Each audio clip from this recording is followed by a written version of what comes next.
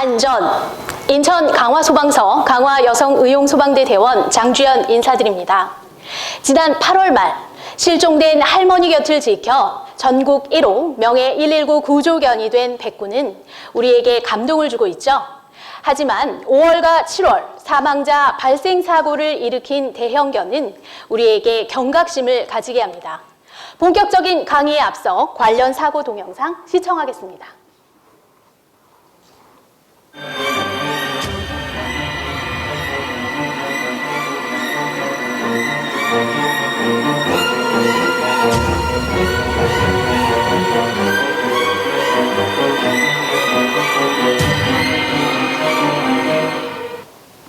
더 이상 간과할 수 없는 개물림 사고와 예방, 오늘 강의로 알아보겠습니다.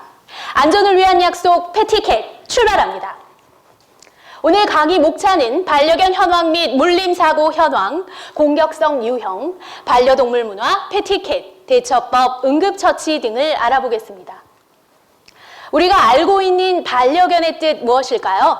한자 반은 따르다, 한자 려는 버타다, 동반하다의 의미로 사용되어 오늘날 반려견은 진정한 가족의 일원으로서 함께 생활하는 공동체 의식이 중시되고 있습니다. 반려견 얼마나 많을까요? 반려견 현황 보겠습니다. 농림축산부 조사에 따르면 국내 반려인구 1,530만 시대, 국내 반려견 수 600만여 마리, 가장 많이 양육하는 반려동물은 81.6%로 개가 다수를 차지하며 등록 건수도 증가 추세입니다. 개물림 사고 얼마나 빈번할까요? 물림 사고 현황 보겠습니다. 소방청 자료인 표를 보시면 최근 5년간 모두 11,152건의 환자 이송이 이루어졌으며 시기로는 5월에서 8월이 집중되며 매년 2,000명, 하루 평균 6건의 크고 작은 개물림 사고가 발생하고 있습니다. 개물림 사고의 원인을 알고 대처하기 위해서는 개의 공격성을 알아야 합니다. 공격성 발생 빈도와 중요도에 따라 대표적인 반려견 공격성 유형 4가지 알아보겠습니다. 첫 번째, 공포성 공격 행동은 선천적으로 소심하거나 사회화 교육을 받지 않은 반려견이 공격 행동을 한다고 알려져 있습니다. 전조 증상은 털을 곤두세우고 몸을 움츠린 자세에서 이빨을 보이며 으르렁대는 모습을 보입니다. 두 번째, 영역성 공격 행동은 가족이나 영역을 지키기 위해 외부인, 택배원, 배달원 등을 향해 보이는 공격성을 말하며 개를 진정시키려고 간식을 급여하는 등 보상 행동이 이루어지면 문제 행동이 강화될 수 있습니다. 문제 해결을 위해 반려인의 행동 변화가 필요합니다. 세 번째, 포식성 공격 행동은 사냥 본능 공격성으로 조용한 공격 행동이 특징입니다. 일반적으로 반려견의 공격성을 모두 포식성 공격 행동으로 이해하고 있어 문제 해결에 어려움을 초래하고 있습니다. 네 번째, 특발성 공격 행동은 정확한 원인이 밝혀지지 않았고 전조 증상이 없으며 돌발 상황도 쉽게 유발됩니다. 때때로 뇌질환의 증상으로 진단되면 전문가의 약물 처방이 이루어집니다. 이와 같은 반려견 공격성 유형을 기억하고 공격 문제에 올바르게 대처해야 하겠습니다. 우리에게 익숙한 반려견이지만 안전한 사회를 만들기 위해 함께 지켜야 할 반려동물 문화가 있습니다. 바로 패티캣입니다.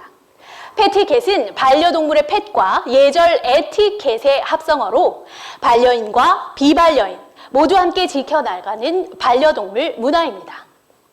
먼저 반려인이 지켜야 할 패티캣 알아보겠습니다. 보조 출연자님과 함께 하겠습니다. 반려견과 동반 외출 시 목줄 또는 가슴줄을 길이 2m 내로 착용하고 동물 등록번호가 포함된 인식표를 부착해야 합니다. 맹견에 해당될 경우 의무적으로 입마개를 착용합니다. 2개월령 이상의 개는 시, 군, 구청 또는 동물등록 대행기관에서 동물등록을 마쳐야 합니다.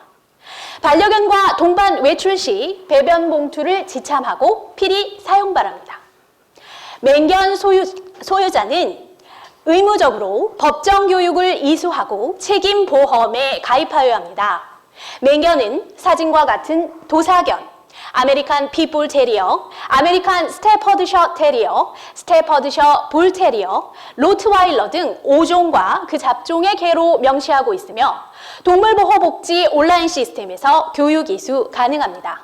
의무내용 위반 시 과태료가 부과됩니다. 네, 이번에는 비반려인 패티캣 알아보겠습니다. 첫 번째, 보호자의 동의 없이 반려동물에게 먹이를 주거나 만지지 말아주세요. 특히 영유아 어린이의 접근에 주의해 주세요. 두 번째, 보호자의 소중한 반려동물에게 불쾌한 언행을 삼가주세요. 세 번째, 타인의 반려견에게 소리 지르거나 갑자기 다가가거나 겁주는 행동을 하지 말아주시고 특히 반려견의 눈을 응시하는 것은 공격 행동을 부추길 수 있으니 주의 바랍니다. 넷째, 노란 리본을 달고 있는 반려견은 사람의 접근을 자제할 필요가 있다는 표시이니 다가가거나 만지지 말아주시길 당부드립니다. 개물림 사고는 갑작스럽게 일어날 수 있기에 사전에 올바른 대처 인식이 중요합니다. 물림사고 대처법 알아보겠습니다. 공격성이 강한 대형견을 만났을 때 하지 말아야 할 3가지. 움직이지 않고, 쳐다보지 않고, 소리치지 않아야 합니다. 시선을 피하고, 등을 보이지 않고 뒷걸음으로 자리를 피하시고, 도움 요청 시에는 차분하고 낮은 목소리 기억하세요. 갑작스럽게 개가 바로 앞에서 공격 시 대처법입니다. 신체 접근을 막고 개는 움직이는 물체에 반응하니 소지품을 던져 시선을 끈 후 소지품을 대신 물도록 유도하고 자리를 피하시고 만약 피하지 못하였다면 몸을 웅크리고 손으로 얼굴과 목 등을 감싸 보호합니다. 개물림 사고는 갑작스럽게 발생하기에 대처에도 불구하고 물릴 수가 있습니다. 물릴 때 응급처치법 알아보겠습니다. 상처를 확인하고 다량의 깨끗한 물로 세척하며 출혈 시 멸균 거즈로 압박 지혈하고 냉찜질 필요 시에는 감염 예방을 위해 얼음을 상처에 직접 대지 말아야 합니다. 작은 상처라도 병원에서 치료받으시고 광견병견 등 질병견에게 물렸을 경우에는 즉시 의료기관을 방문하셔야 합니다. 앞에서 알아본 안전을 위한 약속 다시 한번 정리해 볼까요? 여러분, 우리 개는, 주변의 개는 안 문다고 혹은 못 문다고 생각하시나요? 세상에 나쁜 개는 없다지만 세상에 위험한 개는 있습니다. 개는 언제든지 물 수 있습니다. 반려인분들의 인식 변화가 필요합니다. 반려인이 꼭 기억해야 할 사고 예방 노력 3가지 약속해 주십시오. 1. 입마개 교육. 2. 산책 교육. 3. 반려견의 심리 상태 파악입니다. 반려인분들의 약속과 노력으로 개물림 사고 안전 문화 지킬 수 있습니다. 그럼 비반려인으로서 잊지 말아야 할 약속은 무엇일까요? 함께 문제 풀며 정리해 보겠습니다. 다음 중 거리에서 개를 마주쳤을 때 하지 말아야 할 행동은 1번, 개가 공격하려 할 때 눈을 마주치지 말고 천천히 자리를 피한다. 네, 대처법 내용이었죠. 2번, 작고 귀여운 개도 주인의 동의 없이 만지지 않는다. 네, 비반려인 패티캣 내용이었죠. 3번, 개에게 물렸을 경우엔 반드시 119 신고 또는 병원의 진료를 받는다. 네, 응급처치법 내용이었습니다. 4번, 개가 달려들으려 할 경우엔 소리를 크게 질러 제압한다. 커다란 동작이나 큰 소리는 개를 자극시키죠. 정답 4번입니다. 오늘 강의 유익하셨나요? 오늘 강의가 여러분의 안전에 도움되길 바라며 나와 우리를 지키는 안전문화, 안전한 대한민국 만들기에 동참해 주시길 부탁드립니다. 패티캣은 안전을 위한 약속입니다. 경청해 주셔서 감사합니다. 안전! 네, 오늘 강의를 도와주신 보조 출연자 박상윤 훈련사님과 훈련견 치프에게 감사드립니다.